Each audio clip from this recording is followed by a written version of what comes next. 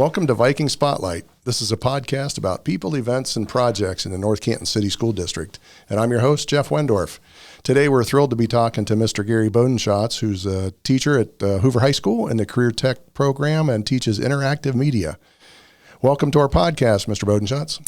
Thank you very much, Mr. Wendorf. Glad to be here. Thank you. Yeah, it's great to have you. We've talked a few weeks ago with Mr. White about career tech in general and some things, and have had some other programs on previously, but wanted to get you on and talk about interactive media. So before we do that, tell us a little bit about Gary Bodenschatz.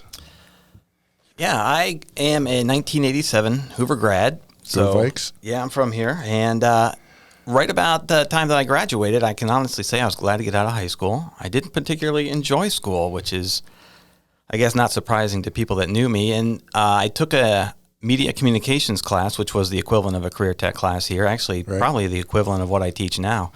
And I knew I needed to go to school to continue my education, so I did the path of least resistance, like a lot of boys my age. And I went to the University of Akron to study commercial art because that was going to be a 2-year program. And I found, once I was in that program, I found that I didn't mind school so much. I actually really enjoyed it. So at that time, after graduation, I was working for a company called CTI, which was a software company, and they developed software for local tire companies and a lot of other companies like salons even. They did a lot of different stuff. And I was doing a lot of their in-house promotional pieces, and especially what relates a little bit to now, is the user interface graphics for their screens, for their software. So I had a really good, base there with working with those software guys because they were all engineers. Right. And I was the only designer there as far as graphic design goes visually. And it was a great experience. After I graduated from University of Akron with my associate degree, I did a year of ministry. And that was kind of a formative time for me, too. It really confirmed that I liked being with people. I liked working with the youth. And I decided, I'm going to go back to school. I'm going to become an illustrator, and I'm going to keep working with kids in some, some way. Yeah. So I went back to school to become an illustrator, and I got a fine art degree, which I'm glad I have. But, my son asked me what was my biggest financial mistake, and I think that might have been it. Although I used that degree, I don't know that I should have paid that much for it, I guess. And it brings up some interesting conversations with my students and what we hope to get out of college and what direction you're heading and why are you going. And these questions need to be discussed. And, I'm pretty frank with them about my path and my experience, and I think that I have a little bit to offer there. Regardless, I got that degree, and I thought I was going to work in illustration. But after working in the technology field a lot, after working with kids a lot, somebody approached me from Timken Senior High School and said, we need a commercial art teacher. Yeah. And I really hadn't thought about teaching before that. And that's when I agreed to take that position, and I really enjoyed it. I was at Timken for 10 years. After 10 years, this position opened up at North Canton Hoover. Okay. And I jumped on it because I was happy to come back. So that was about 20 years after the fact, really. And now I'm here. I've been here for 15 years, and awesome. Really happy to be here. So what did the early days of graphic arts look like? I mean, it's not what today looks like, I'm sure. And we're talking early 90s, mid 90s. Yeah, that's exactly right. Yeah. That's a good question because I was working for a computer company, and they were pretty much on the cutting edge of things. Yeah, right. And that time period, that's the front end of things. Yeah, and at the same time, I was also going to school for design. And so they were teaching us how to do things the old way. Meanwhile, I'm going back to work doing things the current way. Right. And it kind of brought back some questions in my mind, like, what am I doing? Why am I paying for this? But you need that degree, and there's a lot of wisdom that comes with those older teachers and the experiences that they've had. And it's not about the way you do it. Good design is always good design. Right. Regardless of how it comes about. Yeah, the tools change. Right. And so in my youth and perhaps my arrogance, I experienced a little bit of frustration, but I really learned to just understand that it's just a tool. Right. And that's the only thing that's changing. Concepts are solid, foundations, yeah. And they keep changing. Right. So we're all lifelong new ways, learners. Different ways every year on how to produce something, but the fundamentals are the same. Exactly. Very cool. Good stuff. So you've been at Hoover for 15 years, you said? That's right. Yeah, I teach interactive media, and I have been coaching most of that time. This year's the first year I stopped coaching, which we'll talk about why later. Okay. But yeah. Sure. Yeah, good. And soccer, right? Exactly. Yep. Good. Thanks for that. I know you've had a great success in your classroom and working with kids and on the soccer field. I know they appreciate your relationships and your leadership there. Yeah, good stuff. Thank you. Good stuff. Well, tell us a little bit about interactive media. How many kids, what classes it involves, and those kind of things. Yeah, sure. Typically, I have about 90 to 120 students. Depending on the year, it fluctuates. I teach 3 different levels of interactive media. There's interactive media 1, obviously 2, and then 3. And those courses I break them up in the way that interactive media 1 is basically by the software Adobe Photoshop, and we get into the idea of visual communication, what it means to be visually literate, how you communicate with people, and how important the role of designer is in our culture today. Sure. Because it is important. And then in interactive media 2, we focus on Adobe Illustrator and InDesign. And in that, we're also looking at more of the design for commercial purposes. Okay, so we're also looking at why we're designing, for who we're designing for, looking at the target audience and how you best communicate with them messaging visually. And So all that branding comes into play, and it's a much more critical thinking at this point. So, we also look at the workflow. How do you go through the process of that design? How do you get from point A to point B to a point where you've satisfied and really made the client feel good about what you've given them? And then in Interactive Media 3, we're really looking at all the software that we use in there, which is Adobe Photoshop, Illustrator, and InDesign. We also do some Dreamweaver, which is HTML, and we also write HTML code for websites. And that's more in depth with the commercial end, and we also look at portfolio development for those students that are getting ready to move on. Websites, all the different things that communication tools, I guess. Yeah. Right. So they design websites, and their portfolio is actually a website also.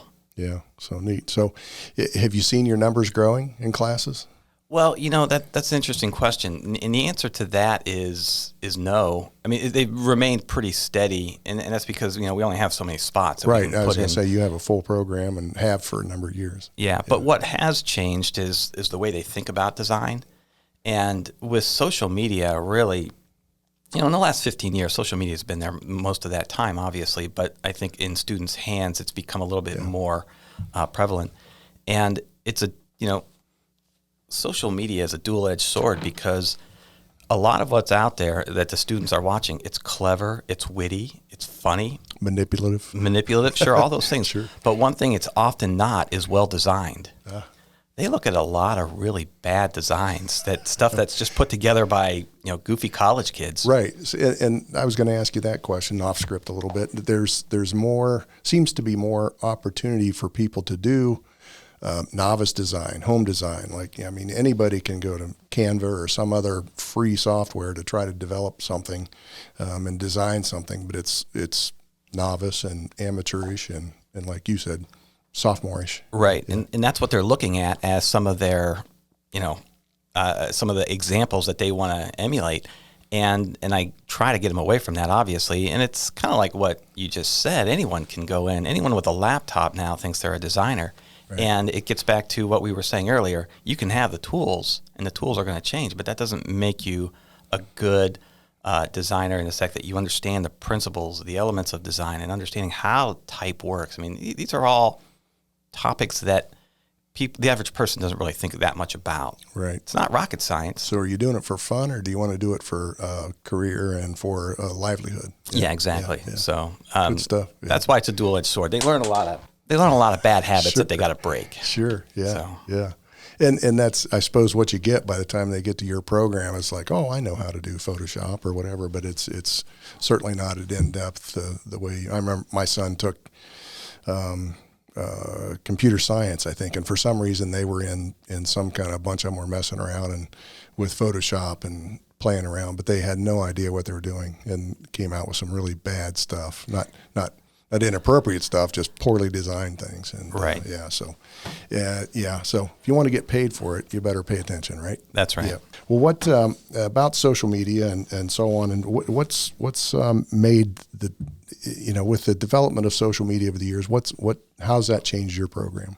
Well, it's definitely changed in the way that it gives really instant gratification to what students are doing. And what I mean by that, for example, is you can design something for print. You got to send it to the printer well in advance. Takes time for the printer to get it done. Takes time for it to get out there into people's hands. I mean, there's a 2-week, turnaround time there typically. But when you design something for social media and you put it out there, man, it's instant. I mean, people start seeing it. And it's funny because the next day, when we've posted something, the next day, the students that put it out there, they'll go on the analytics and they'll look and they want to know how many people looked at it, how many people engaged with it. It's fun that way. And I think it's just a great, it's a great barometer of what people think of your work. Sure. And they love that. And also indicative of kind of the change in society about having instant gratification and maybe less patience from us old timers having the time to develop and put it out and getting some kind of feedback, but you can get it right away now. So cool. Well, speaking of social media, your students have taken advantage of graphic design and some hands-on opportunities and have a Twitter account now, Hoover Vikes, and Go Vikes Go is the title of it. I follow it, I see it, I retweet their stuff. But tell us a little bit about that and how that came about and what the kids' responsibilities are for that Twitter account. Sure, that came about when Tim Walker came to me along with Tom Oakes, and they said, we really want to amp up our social media presence in the athletics. We're seeing what other places are doing. We're looking at universities, and they do some pretty nice stuff, and we want to get in on that. Sure. So they came to me and asked me if I would help, and I said yes.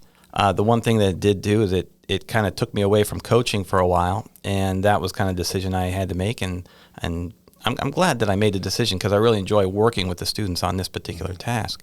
And the additional task that came with it was designing the programs, primarily the football one. That's the real big one. Yeah. But the other programs, the athletic programs like the basketballs, the swimming and soccer, lacrosse and baseball, those programs also needed to be designed. So it's a kind of a double duty with the social media and the programs.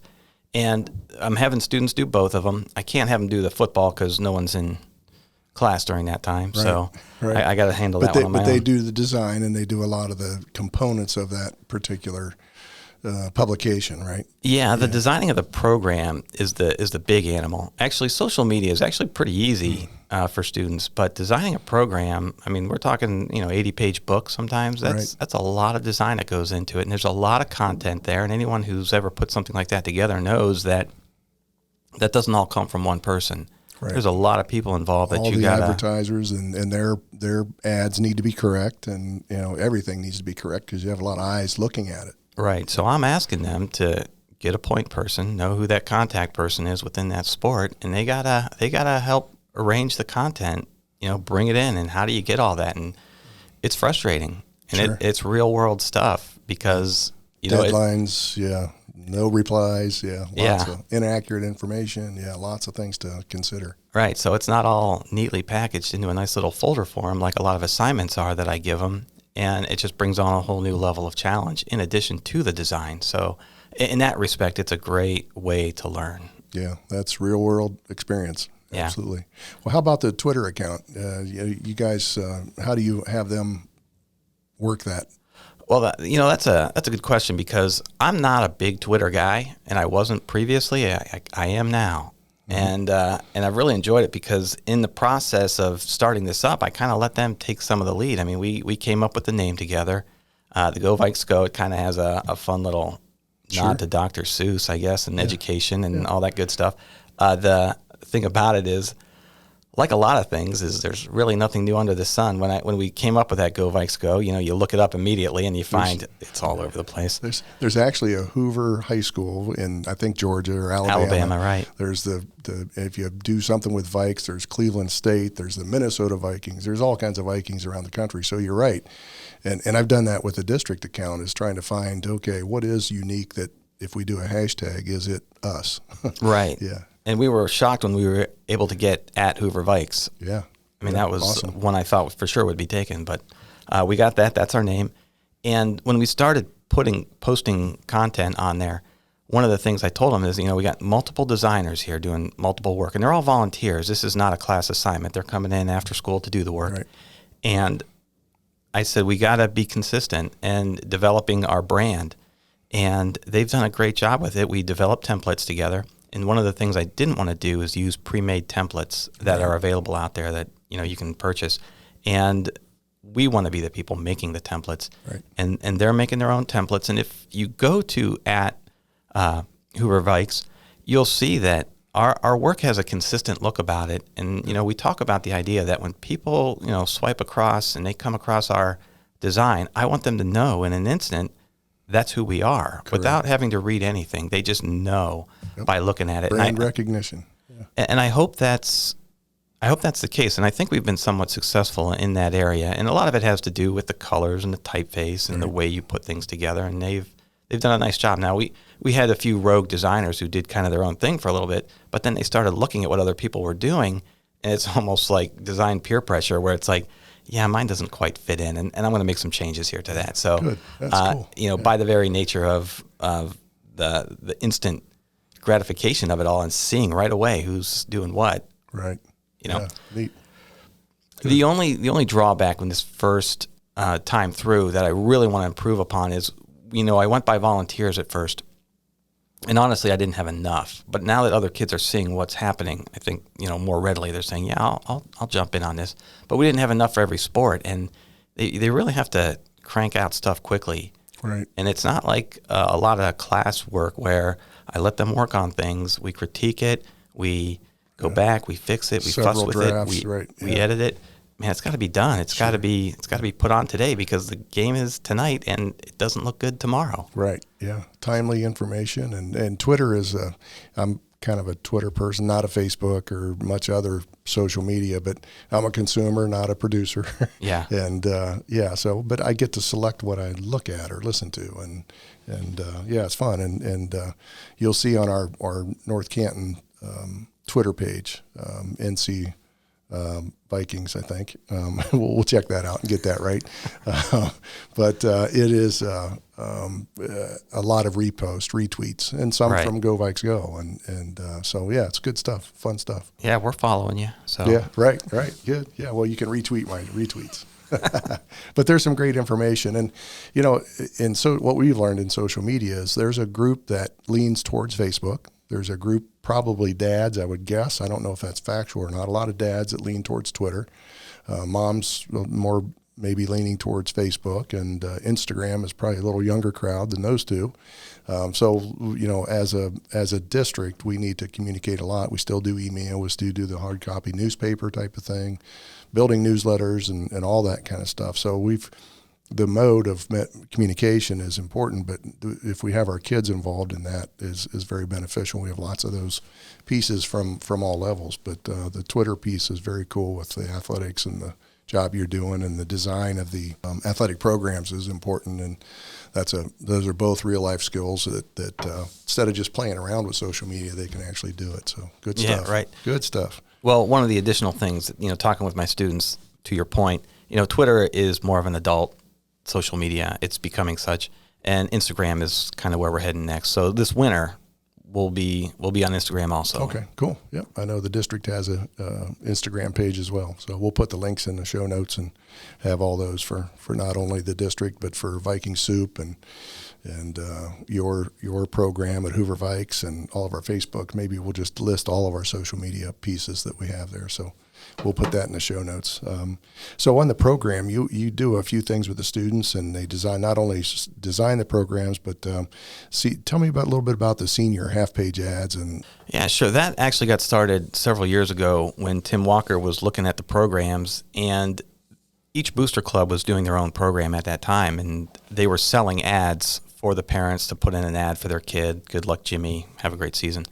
And what they were finding is that there was a little bit of neglect there, perhaps, and some parents weren't able to do it. Other parents were putting in lavish, full-page ads, and there was inconsistency, and it seemed a little unfair. And he said, I want to get away from that. It would be nice if we could just do a half-page ad for every senior. Right. And so that's what our class started doing. That's one of the things I do with my Interactive Media 1 students who use Photoshop, because it's a Photoshop assignment where they take a senior, a message from the parents, and it's a nice service that we provide.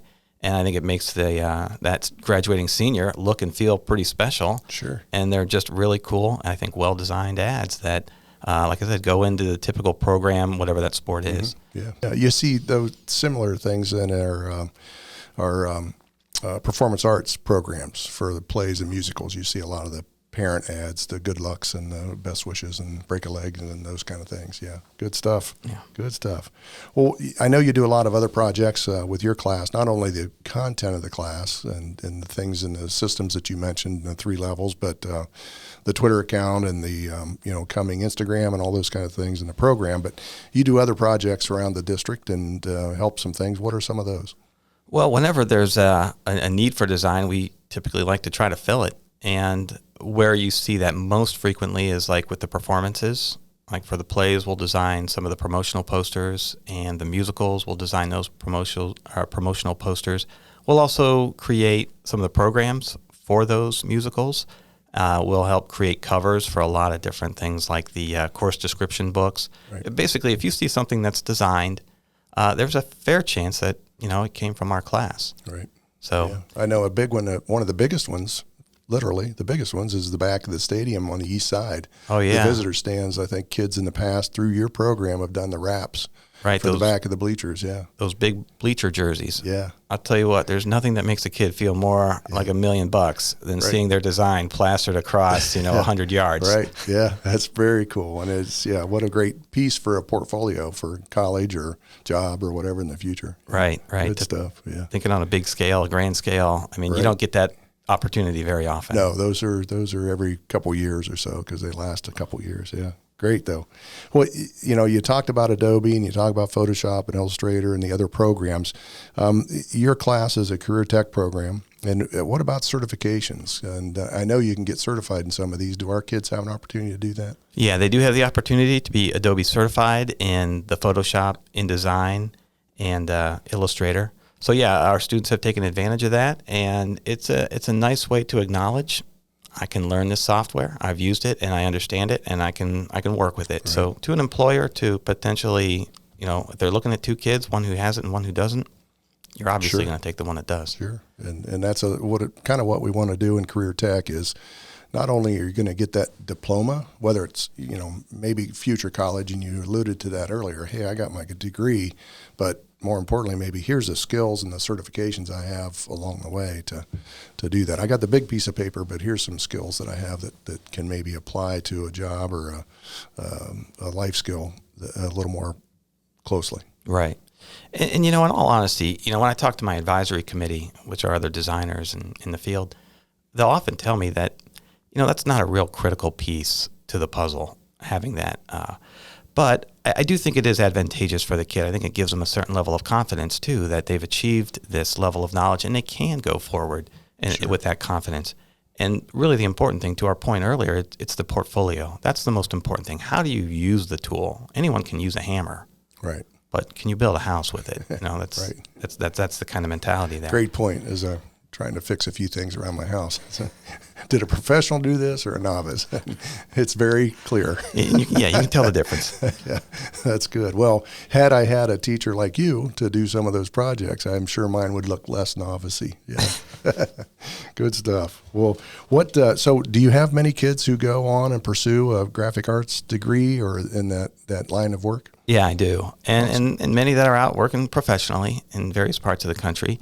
And, I love talking to students when they come back and say hello. And I ask them, what are some of the important things that you got out of class, or what are the important things going into college that maybe we could do a better job with? And they say almost always it's great to know the software. So having that certification, understanding that, because they don't teach it. Right. They just assume you're going to figure it out. Yeah. And to be able to hit the ground running, where a lot of kids are slightly stalled in their situation, where they don't know the software and they got to learn it. And they say oftentimes they're helping their peers learn it as they go. So, just having that is a huge benefit. And, oddly enough, one of the things they also tell me is keep doing critiques. The critiques, when we put their work up on the wall and we, analyze it and talk about what's good, what needs to be improved, that type of skill, they say, it's amazing how often we do that and how bad some kids are at it, and it just helps them develop thick skin, right, to be able to take criticism. Yeah, that's great. There's no better learning experience than to have your product be viewed, and you see that in writing sometimes, in either poetry or songs or straight writing on something, to post it out there and take a risk and get some feedback on it. It's sometimes not very comfortable, but there's no better feedback than public feedback, right? Right. Peer feedback, yeah. And it's harsh sometimes. Sure. And as much as we tell them, be nice. Yeah. Right. Sometimes be professional, right? Sometimes the truth is hard to hear. Yeah. But sometimes it's the most appropriate and beneficial thing we can hear. Right. And I think doing it in a high school situation, for lack of better words, it's safe. Mm-hmm. It's a good place to experience that, whereas if you go off to college and you've never been criticized before and you hear that for the first time and everyone's told you everything you do is art, it's kind of like, wait a minute, what just happened? Right. So, I think that's a good skill to have and a good experience. Yeah, it is. That's great feedback. And if kids in any course, in any content, know to be able to have their product, whether it is a writing or a piece of, media or whatever, to have it critiqued, but like you said, most importantly, be able to critique and know what are we looking for and what works best is a great skill. Thanks for sharing that. That's good stuff. Well, thanks for being here. We really appreciate it, and I don't want to cut us short in any way, but what else do you have for us? Anything you want to share that we didn't talk about your program or kids? Geez, how much time do you have, I guess? We got all day. We got all day. There's so much going on every day, and it's not so much... It's the daily improvements that are fun to watch with kids. It's when you see them designing something at the beginning that just looks very amateurish, and it comes to something that looks professional. At the end of the day, that's the beauty of what we do is moving them growth. Is moving them up, and I love doing that. I love coming to school every day and working with them. I think they're a fun lot in that particular type of environment. In class, there's a lot of feedback back and forth, and it just makes the day really enjoyable. Yeah. And North Canton's a great place to be, great kids, easy to work with, and I love being here every day. I love doing this with you. Thank you very much for having me. It was fun talking to you. Yep, it's a great place for kids because of people like you and showing your passion and your care about kids and their program. And maybe a guy sitting at this table would have been a better student if he had at the time been a little more mature academically and able to tie what was being presented to real life, and I was one of those kids that was probably not a great student because I was maybe academically and socially immature for my grade level, but it worked out. But, I am one to say, hey, how does this apply and how does this work? And we didn't have social media and all that kind of stuff back in my day, but had I been a better student and a better listener, maybe I could have heard some of those things, in your class. Yeah. Honestly, I kind of have a soft spot for those B students that kind of slip through the cracks. We pay attention to the high excelling, and we really pay attention to those kids that are struggling. But the kids that are just going through their day, just kind of doing their work with their head down. Yeah, I love those guys. Yeah, and that was me. I wasn't a great student. I probably could have gotten all A's, but I got mostly B's, couple C's, couple A's. And it was just because I didn't. Yeah, it was. Didn't see the connection at the time, but it worked out later in college and figured it out. So good stuff, and saw some things that applied. So and I appreciate you working with our kids maybe to see that earlier, and so they have an opportunity to go into the field and do some great things. So, well, very much appreciate it. Great conversation. And how do kids or how do people, parents, our community see more? So follow. Yeah, at Hoover Vikes, you can see our work there. And, when you're in the school building, just keep your eyes out. You'll see our stuff all over the place. Right. It's actually kind of fun. I was at church the other day, and a kid was wearing a jacket with one of the logos one of my students designed a couple years ago, for the band. And it's just really fun. It's hard to point out this was designed by us. And that's one of the things I always tell students is, we don't sign our work. We get paid for it. Right. And so you don't sign your work, but it's out there, and if you just kind of watch for it, you'll... Yeah, hey, I did that, yeah. It's kind of a thankless job at times, sure, for the designer, but it is pretty gratifying to know that you you made the world a better place one design at a time. And I know Mr. Bornstein does a staff newsletter on a weekly or an occasional basis with the staff and sends that out to 100 to 150 people. And I know your class or you helped design that format. It looks very cool. It's clean. It's a great branding tool. And folks know when they get that newsletter for the staff that, who it's from and it's a consistent look and consistent brand. So good stuff. And you've done some things for me, I know, and some of our backgrounds for our slides and our presentations is professional and far better than Jeff could ever do trying to dig a template out of PowerPoint or something to work. And they look very good, very well done. So thank you for your work and your kids, and appreciate you joining us today. Yeah, you're welcome. Thanks for having me. Thanks.